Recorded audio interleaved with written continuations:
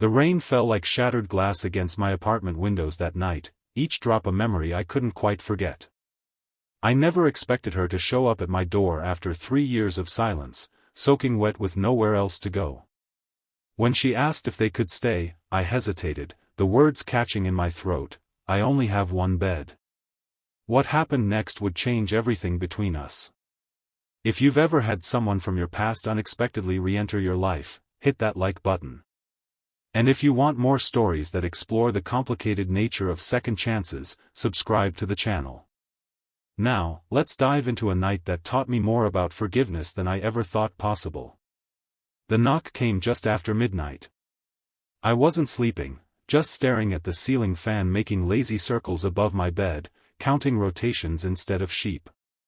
My apartment was small but comfortable, the kind of place you settle into when you're not quite ready to admit you're settling. One bedroom, a modest kitchen that opened to a living room barely big enough for a couch and TV. It wasn't much, but it was mine. The knocking came again, more insistent this time. I checked my phone, no messages, no missed calls. Nobody visited me this late, especially not on a Tuesday when the rain was coming down hard enough to drown out the city noise that usually kept me company. When I opened the door, the past stood before me, dripping onto my welcome mat. "Eliza," I said, her name feeling foreign on my tongue after so long. She looked different, her once long hair now cut to her shoulders, darker than I remembered. But her eyes were the same deep brown that used to look at me like I was the answer to questions she hadn't even asked yet. "Hey, James," she said, her voice smaller than I remembered. That's when I noticed the little girl half hidden behind her legs, maybe 4 or 5 years old, with the same eyes as her mother. My heart stuttered in my chest. "Can we stay here tonight?" Eliza asked, and I could see what it cost her to form those words. I looked at my apartment behind me, at the single bedroom, the narrow couch, the life built for one, and said the only thing I could think of, "I only have one bed." "That's okay," she said quickly. "We can make do with anything. We don't have anywhere else to go right now." The little girl peered up at me, her small hand clutching her mother's coat. Her eyes were wide, curious but cautious, the way children look at strangers they're being told to trust. "What's your name?" I asked, crouching down to her level. "Sophie," she whispered, then added with the precise diction of a child who's been taught manners, "I'm 4 3/4. I couldn't help but smile. "Well, Sophie who is 4 3/4, would you and your mom like to come in out of the rain?" She nodded solemnly, and I stepped aside to let them enter my life again. Eliza and I had been everything to each other once. College sweethearts who everyone said would make it. We had plans, graduation, careers, a house with a yard someday. But life has a way of testing the things you're most certain about. We sat at my small kitchen table while Sophie dozed on the couch, wrapped in the only spare blanket I owned. Eliza cradled a mug of tea between her hands like it was the only warmth she'd felt in days. "I'm sorry to show up like this," she said, not meeting my eyes. "I wouldn't have come if I had any other option." "What happened?" I asked, trying to keep my voice neutral, though my mind was racing with questions. She took a deep breath. "Mark left us 3 weeks ago. No warning, just, gone. Cleaned out our bank account too." Her voice cracked slightly. "I've been staying with my sister, but her husband, he made it clear we've overstayed our welcome." "Mark." The name hit me like a physical blow. The man she'd left me for 5 years ago. The man who, apparently, was Sophie's father. "I just need a few days," she continued quickly. "Just until I can figure something out. I've got a job interview on Thursday at the hospital. If I get it, I can put a deposit down on an apartment." I should have felt vindicated. Some petty part of me should have enjoyed seeing her struggle after she'd chosen him over me. But looking at her now, seeing the dark circles under her eyes and the way her shoulders curved inward like she was trying to make herself smaller, I felt nothing but a dull ache. "You can stay," I said finally. Sophie can have the bed. You can take the couch, and I'll use my camping air mattress. Relief washed over her face. Thank you, James. I promise we won't be in your way. I nodded, not trusting myself to speak more. Because the truth was, having her in my apartment again, even under these circumstances, was already disrupting the careful peace I'd built in her absence. That first night, I lay awake on my air mattress in the living room, listening to the rain and the soft sounds of Sophie's breathing from my bedroom. Eliza was on the couch, and though I couldn't see her in the darkness, I knew she wasn't sleeping either. James? Her whisper cut through the quiet. Are you awake? Yeah, I admitted. A pause. I never thanked you properly. For letting us stay. You don't need to thank me. I wouldn't turn anyone away in a storm, let alone. I trailed off, not sure how to define what she was to me now. Not an ex-girlfriend, that term was too simple for the complicated history between us. Not a friend either, since friends don't disappear from each other's lives for years at a time. Let alone someone who hurt you, she finished for me. I sighed. That was a long time ago, Eliza. Not long enough for you to have pictures of me on your walls, she observed. It was true, my apartment was carefully curated to contain no evidence of our 3 years together. What did you expect? I asked, a hint of bitterness finally breaking through. She was quiet for so long I thought she might have fallen asleep. Then, I expected you to hate me. I would have understood if you'd closed the door in my face tonight. I could never hate you, I said, the words escaping before I could stop them. I tried. It would have been easier. Another long silence filled the space between us. Sophie's yours, she said finally, her voice barely audible over the rain. The world stopped. My breath caught in my lungs. What? She's yours, James. Not Mark's. I was already pregnant when everything happened. I didn't know until after. I sat up, my heart hammering against my ribs. You're telling me I have a daughter? A daughter you kept from me for 5 years? I'm sorry, she whispered, and I could hear the tears in her voice. I made so many mistakes. I was scared and confused, and then I was too ashamed to tell you the truth. I stood up, needing to move, to process. My legs carried me to the window where I watched the rain blur the city lights. Behind me, I heard Eliza sit up on the couch. Why tell me now? I asked, my back still to her. Because she deserves to know her real father. Because I'm tired of living with the weight of this lie. Because. Her voice broke. Because seeing you again, seeing how you looked at her even thinking she was someone else's child. I couldn't keep this from either of you anymore. I turned to face her, her silhouette barely visible in the darkness. I need proof, Eliza. I can't just take your word for this. I know, she said. We can do a test. Whatever you need.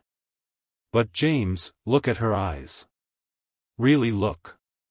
They're yours. Everyone always said we had the same eyes. I thought of Sophie's serious gaze, the way she'd studied me when I opened the door. Had there been something familiar there that I'd missed? If she's mine, I said slowly, why did you leave with him? Why choose Mark over me if you were carrying my child? Eliza's silence was heavy with unspoken regrets. I thought I was making the right choice at the time, she finally said. Mark seemed so sure about everything when I felt lost. You and I were fighting all the time about our future, where we'd live, whose career would come first. When he came along with all his confidence and plans, I mistook certainty for love.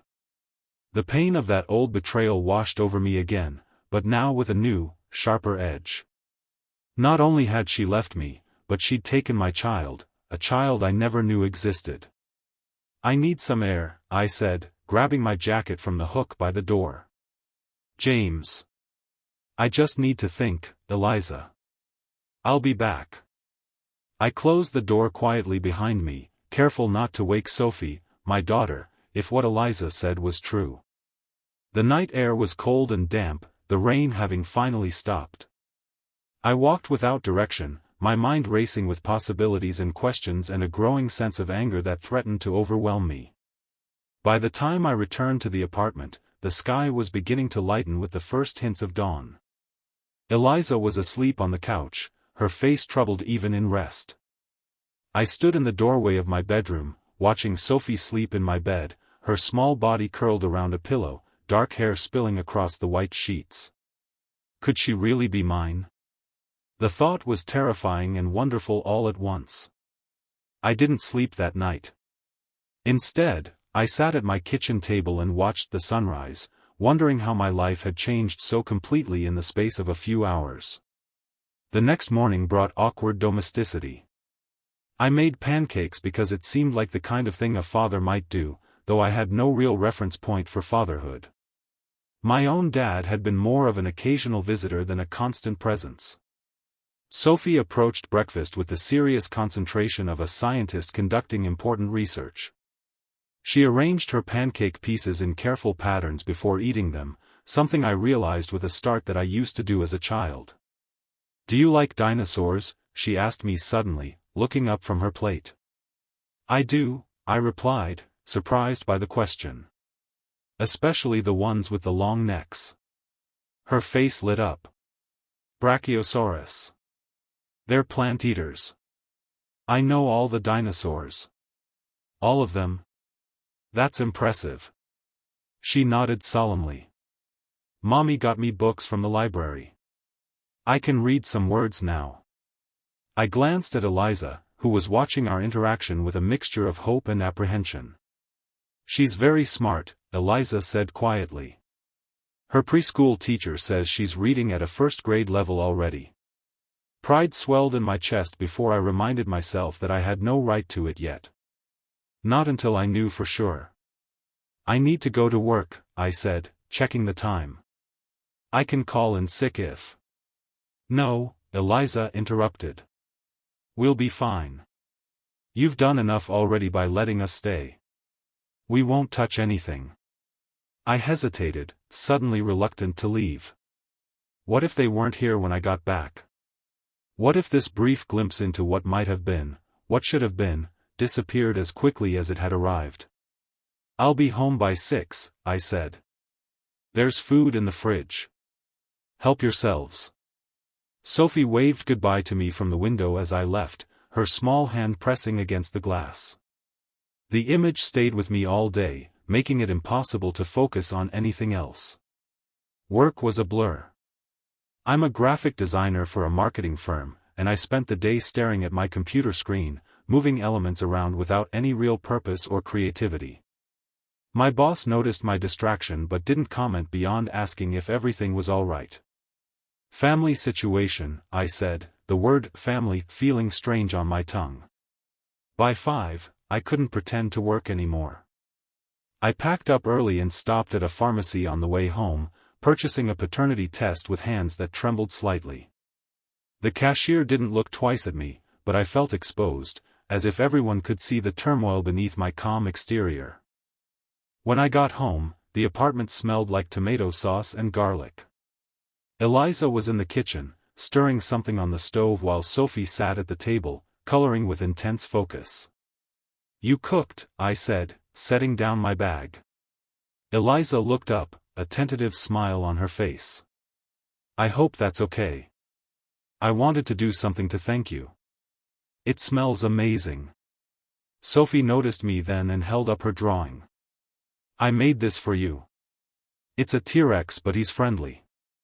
I took the paper from her, studying the green scribble with what appeared to be very sharp teeth. "This is great, Sophie. I think this might be the friendliest T-Rex I've ever seen." She beamed at me, and I felt something shift inside my chest, a protective instinct I'd never experienced before. After dinner, when Sophie was occupied with a cartoon I'd found on my laptop, I showed Eliza the test. "I bought this today," I said quietly. "If you're serious about Sophie being mine." "I am," she said firmly. I'll do whatever you need to prove it.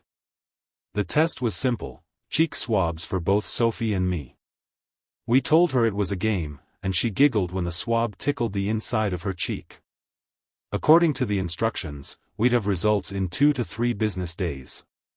That night, the sleeping arrangements remained the same, but everything felt different. I lay on my air mattress, staring at the ceiling, imagining a life where I was Sophie's father, not just biologically, but in all the ways that mattered. Would I be good at it? Would she grow to love me? Would Eliza and I find some way to co-parent without reopening old wounds? And beneath all these questions was a deeper fear: what if the test came back negative? What if Eliza was wrong or lying? The thought of losing Sophie before I'd even had a chance to know her was almost unbearable. The next day was Thursday, Eliza's job interview. She left early, dressed in clothes I'd never seen before, her hair pulled back in a neat bun. Sophie stayed with me, an arrangement that filled me with both excitement and terror. What do 4-year-olds like to do? I asked her after Eliza left. Sophie considered this question with appropriate gravity. I like to color. And read books.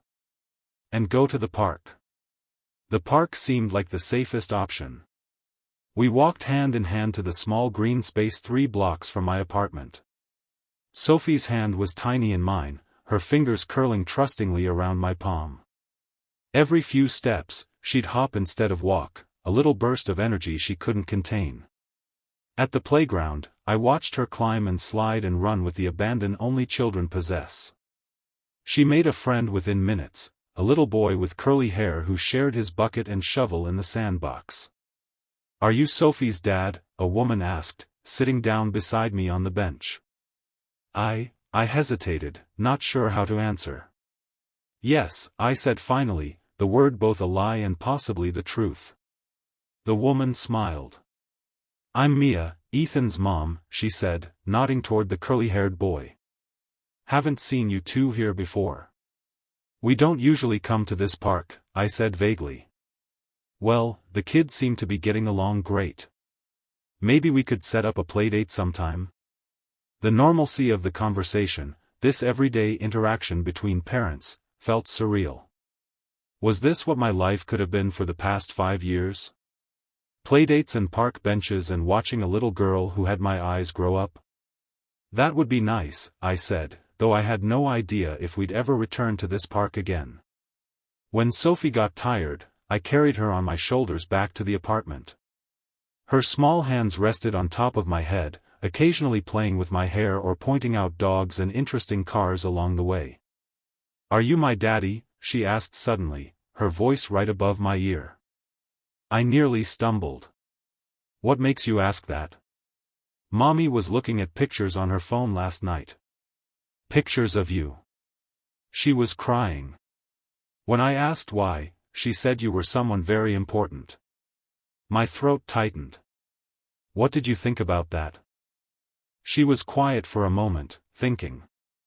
"I think it would be nice. My friend Lily has a daddy who takes her for ice cream and reads her stories. Mark never did that." The simple honesty of her answer broke my heart. "Would you like me to read you a story when we get home?" "Yes, please," she said, patting my head like I was a horse she was directing. "One with dragons." Eliza returned from her interview glowing with cautious optimism. "I think it went well," she told me while Sophie napped. They seemed impressed with my nursing experience.